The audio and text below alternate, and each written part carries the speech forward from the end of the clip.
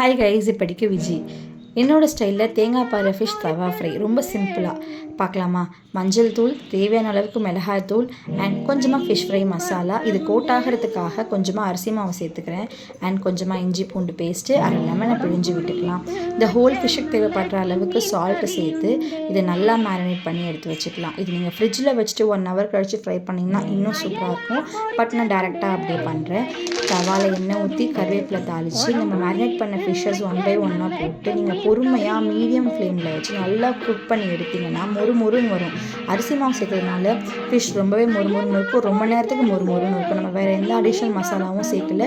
Taste இதுவே சூப்பராக இருக்கும்.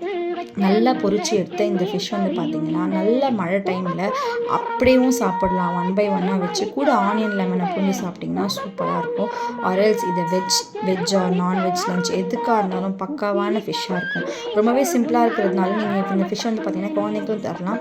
ஏன்னா இதில் முள் அந்த அளவுக்கு இருக்காது. பெரிய முள் தான், ஈஸியாக சாப்பிடலாம். ஸோ ஃபிஷ்ஷு சாப்பிட தெரியாதவங்களுக்கும் இந்த ஃபிஷ்ஷை நல்லா ஈஸியாக சாப்பிட முடியும். இந்த ஃபிஷ்ஷை ட்ரை பண்ணாதவங்க ட்ரை பண்ணி பாருங்கள்.